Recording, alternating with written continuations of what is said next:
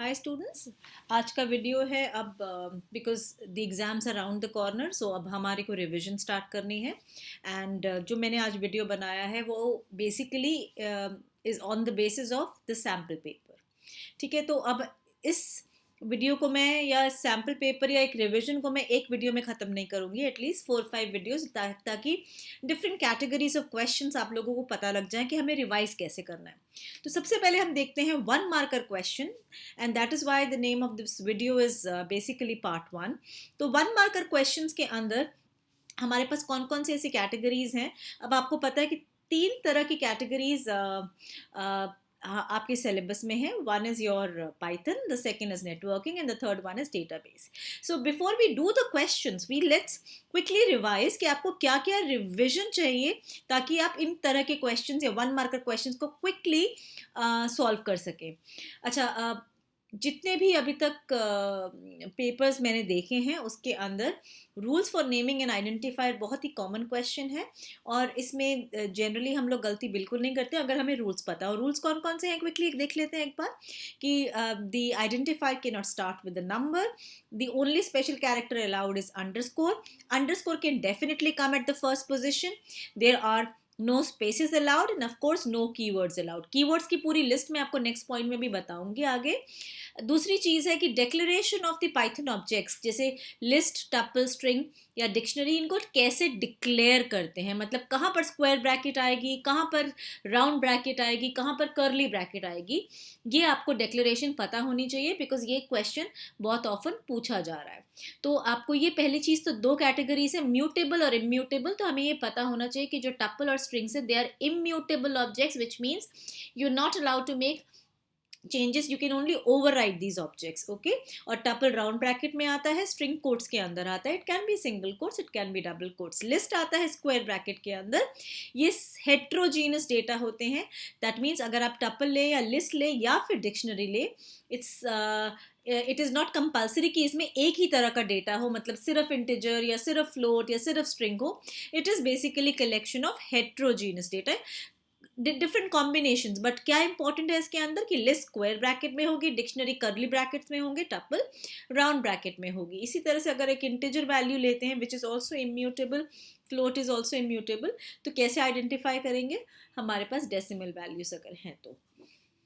Slicing के questions बहुत ज़्यादा आ रहे हैं, तो स्लाइसिंग की एक क्विक रिवीजन हम तब भी करेंगे जब हम क्वेश्चंस को रिवाइज करेंगे, बिकॉज उसकी रिवीजन वैसे ही अच्छी तरह से होगी।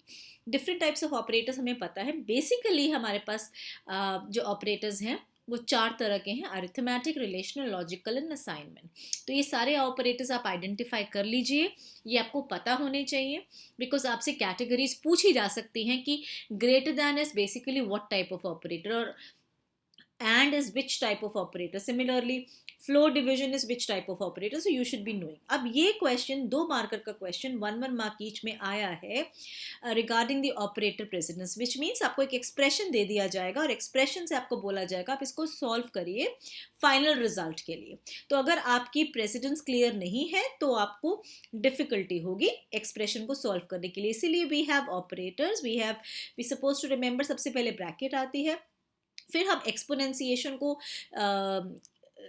कैलकुलेट करते हैं, उसके बाद हमारे पास अरिथमेटिक ऑपरेटर्स आते हैं जिसमें से लेफ्ट टू राइट जो भी पहले आएगा वो सॉल्व होगा, and then after that we are having addition and subtraction, and finally we are having is not in, not in and so on, and of course the relational operators जो भी इसमें से लेफ्ट टू राइट पहले आता है, and finally logical operators आते हैं हमारे जिसमें सबसे ज़्यादा प्रायोरिटी गिवन होती है नॉट को, फिर एंड को, और फिर और को, and finally we are having if else. So ये चीज़ आपको क्लियर होनी चाहिए before you start with the solution of any kind of expression.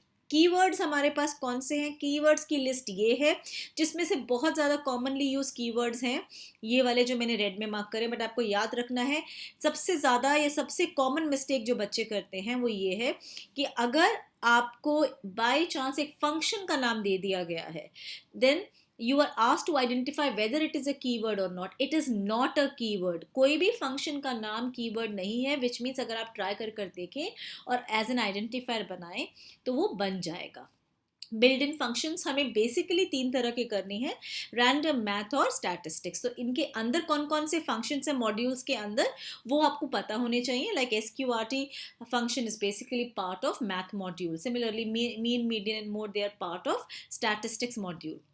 अब आती है तीसरी कैटेगरी आपकी स्ट्रक्चर्ड क्वेरी लैंग्वेज। ये बेसिकली मैंने जो 1 मार्कर की पॉसिबिलिटी है उन्हीं जगहों में से ले रखा है, सो दैट यू नो आपकी क्विक रिविजन हो जाएगी। स्ट्रक्चर्ड क्वेरी लैंग्वेज आपको एक्सपैंडेड फॉर्म सारे पता होने चाहिए।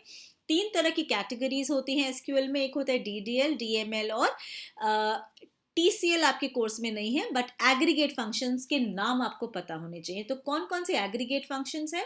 एग्रीगेट फंक्शंस का मतलब वो होता है जो आपको सिंगल रिजल्ट देते हैं once you are trying to compute use them in your SQL queries. Now DDL और DML का expanded form आपको पता होना चाहिए. Apart from that, you should be knowing the commands which are under each category. So if it's DDL, create, alter and drop should be under DDL. DML के अंदर insert, update and delete and select आएगा. Files बहुत important है। Files में ना हम लोग confuse हो जाते हैं कई बार कि कौन सी कमांड किसके अंदर है, तो उसके लिए मैंने आपके लिए ये स्क्रीन तैयार करिए, स्लाइड तैयार करिए। Please just have a look at this so that it will help you doing a quick revision for your file handling.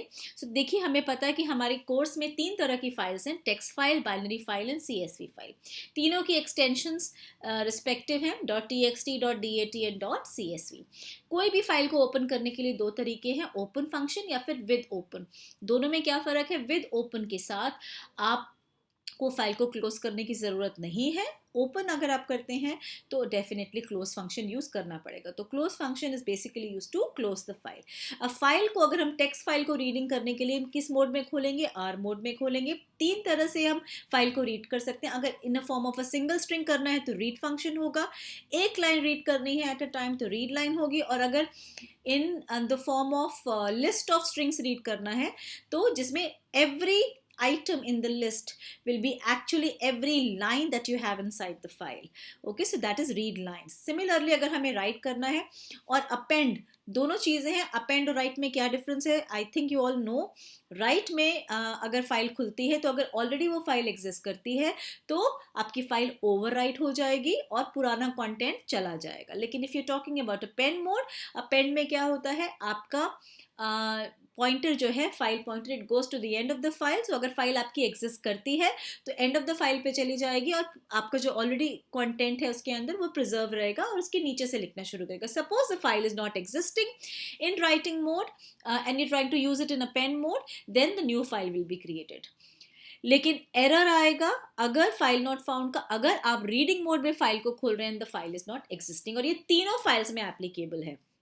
Binary file, अच्छा राइट करने के लिए हम राइट यूज़ करेंगे टेक्स्ट फाइल में। बाइनरी फाइल के अंदर हमारे को मॉड्यूल इंपोर्ट करना पड़ता है जो हमें टेक्स्ट फाइल में नहीं करना पड़ता कोई भी module. That is, so in binary file we have to import pickle.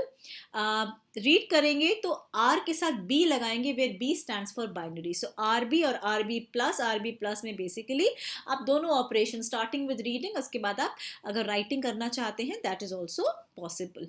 Read करते हैं अगर हम फाइल को तो हम यूज़ करेंगे कौन सा फंक्शन? लोड। अगर हम राइट कर रहे हैं फाइल को तो हमारे को फाइल को किस मोड में खोलना है? या तो राइटिंग मोड में WB और या फिर append. Okay, and then to write it to the file we're going to use the function dump. Now CSV के लिए हम import करेंगे module CSV which is comma separated value. Okay, and for reading we are again supposed to open it in read, that is R mode, and which is of course the default mode, and then we are having the reader function. Similarly for writing we are having W or A, and there are 3 ways. We basically have a writer function to write into the CSV file, but using the writer function we can write either a single row at a time using write row function, or we can use multiple rows together which are there in the form of the list using write rows function. So I think इससे आपको एक fair enough idea आ जाएगा कि कौन सा function किस category या किस फाइल के लिए यूज होता है। एक्सपैंडेड फॉर्म्स बहुत इंपॉर्टेंट है। मैं इसका लिंक आपको ज़रूर एक PDF फॉर्म में भेज दूंगी at the end of, I mean in the description you can see, because ये बहुत ज़रूरी है। जितना मुझे मिल सका मैंने एक्सपैंडेड फॉर्म्स आपके लिए देखे हैं as per the curriculum. Nothing is outside the curriculum, it is all as per the curriculum. Expanded forms are very very important because ये बहुत ही फ्रीक्वेंटली पूछे गए हैं। कोई नेसेसरी नहीं है कि ये कोई लास्ट सेक्शन या थर्ड सेक्शन, बिकॉज इस बार जो पेपर सेट हुआ है वो थोड़ा सा डिफरेंट है और उस पेपर में हमारे पास सारे मिक्स एंड मैच क्वेश्चंस हैं। अगर आप फर्स्ट कैटेगरी में देखें जहाँ 1 मार्कर क्वेश्चंस हैं तो वहाँ पे बहुत सारे एक्सपैंडेड फॉर्म्स आपसे पूछे गए हैं। ऐसा कुछ नहीं है जो आपने ऑलरेडी नहीं करा हुआ है, बट एक क्विक रिविजन आपको इसकी ज़रूर चाहिए। So please read these expanded forms. You must know them because you should not be losing marks in this. Now let's talk about few questions from previous year's board or sample papers also. अब जैसे अगर आपको rules पता हो, it cannot start with a number and similarly it cannot be a keyword or true is a keyword, to second name is this one. So these are the invalid identifier. Let us do another example. इसमें obviously आप देख सकते हैं 5 radius is wrong, बाकी it's all correct. Mutable और immutable आपको पता है कि अगर हम म्यूटेबल की बात करते हैं तो हम लिस्ट या डिक्शनरी में से कुछ बता सकते हैं, इम्यूटेबल में tuple, string, integer, floor. Valid declaration हमें पता है कि कर्ली ब्रैकेट्स में होगी, तो कर्ली ब्रैकेट्स के साथ साथ ऑब्जेक्ट वैल्यू पेयर कैसे सेपरेटेड होता है, आप sorry key value pair, key value हमेशा कोलन से सेपरेटेड होता है। So the most appropriate, rather the only correct answer is C part and that is this one. What will be the output? देखिए 2 list हैं, 2 list के अंदर अगर आप कॉन्कैटिनेशन यूजिंग प्लस करते हैं तो एक तीसरी लिस्ट फॉर्म होती है जिसमें elements will be the elements of the first as well as the second, which means length दोनों की मिला के डबल हो जाएगी and therefore your answer should be 134 2 5 11 9, which means the B part is the correct answer. add नहीं होगा, आप याद रखेंगे इस चीज को।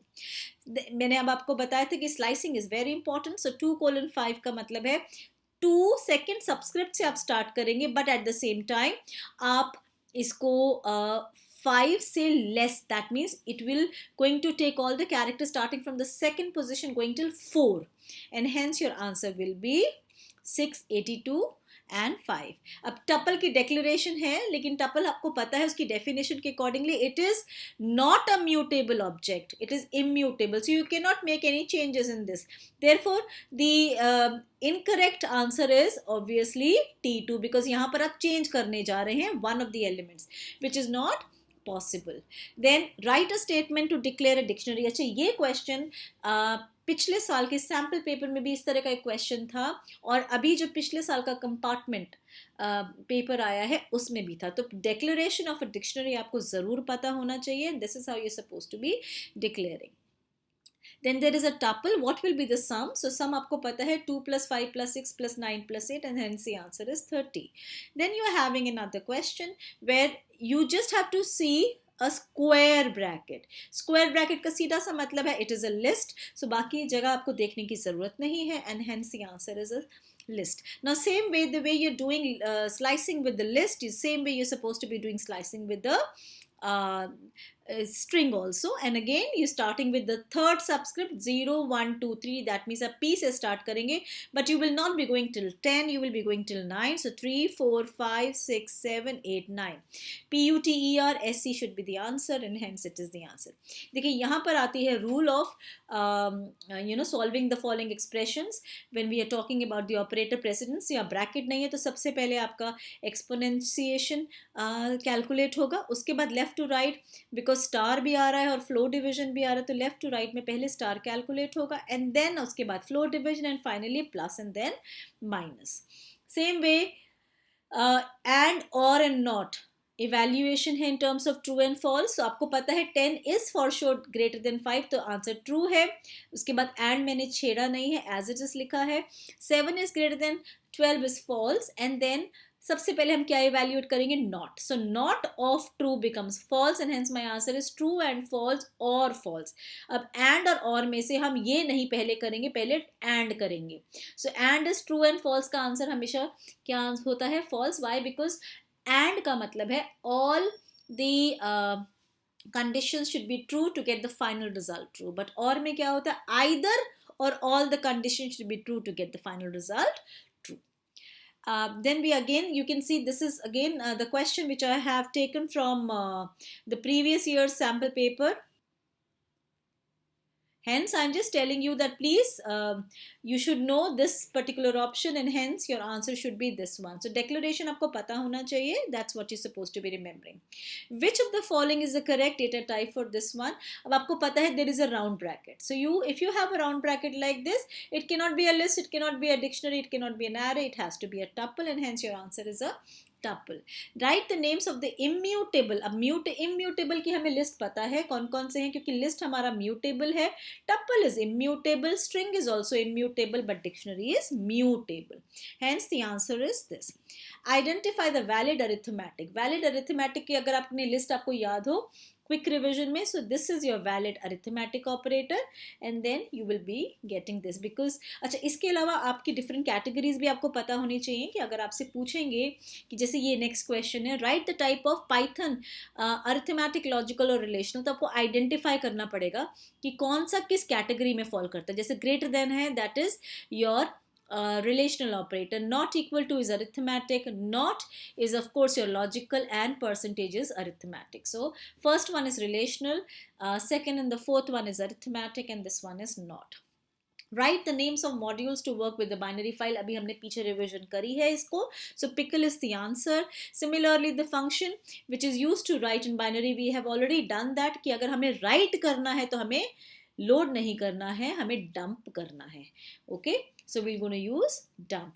Which of the following are keywords in Python? अब मैंने इसमें आपको एक चीज बताई थी ना कि functions के names कभी भी keywords नहीं होंगे. So यहाँ पर आप confuse नहीं होंगे, like range is not.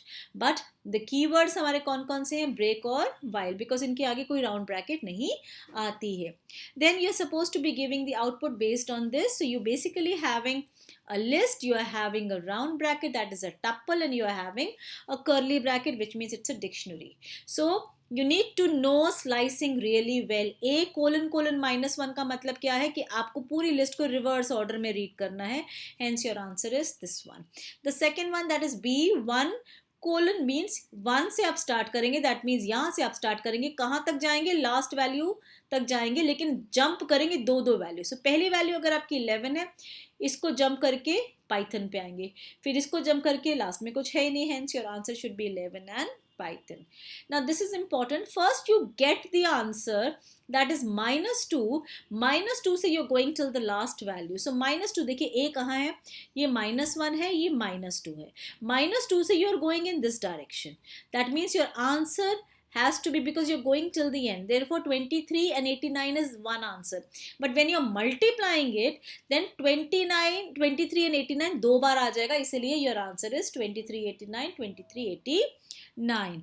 Then you're having sum of C dot values. देखिए अगर डिक्शनरी में आपको सिर्फ वैल्यूज निकालनी है, that is 78, 41, 90, तो डॉट वैल्यूज फंक्शन यूज होता है और उसका सम आप निकाल देंगे तो that answer will B 78 plus 41 plus 90, and the answer is 209. Maximum value A की क्या है? 89 है, तो हमारा आंसर 89 आ जाएगा. सिमिलरली B of 3, ना B पे आप 3 पे जाइए, 0 1 2 3, it is a string.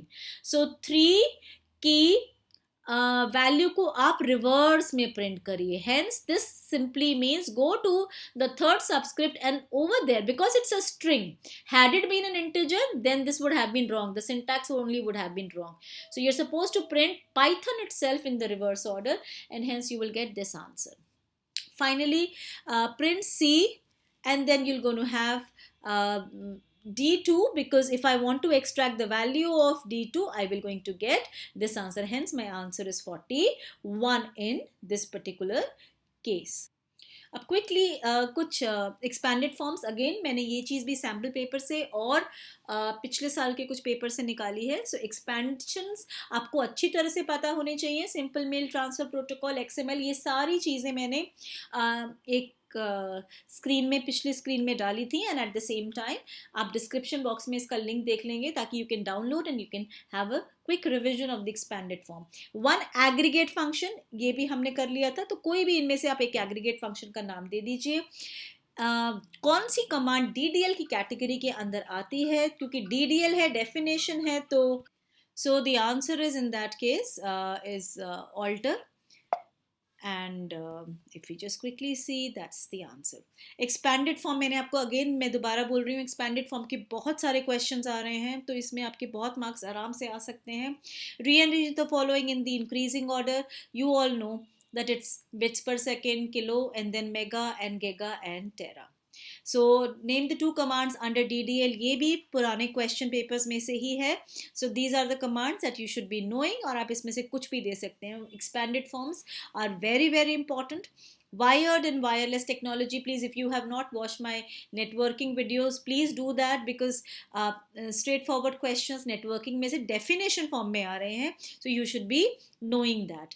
One wired, one wireless में आप कुछ भी बता सकते हैं. Wired में Ethernet, coaxial, optical fiber. Wireless में radio wave, microwave, satellite. One point difference between 3G and 4G. बस आप कोई भी definition in terms of bandwidth बता दीजिए, या हायर डाउनलोड स्पीड है. स्पीड टर्म्स में हमें पता है that it is more.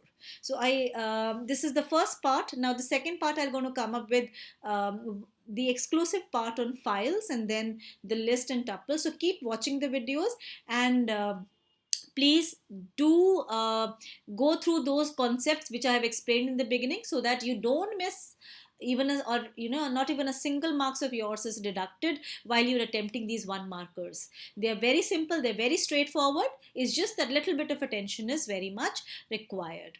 So and don't forget to press the like button if you've actually liked the video.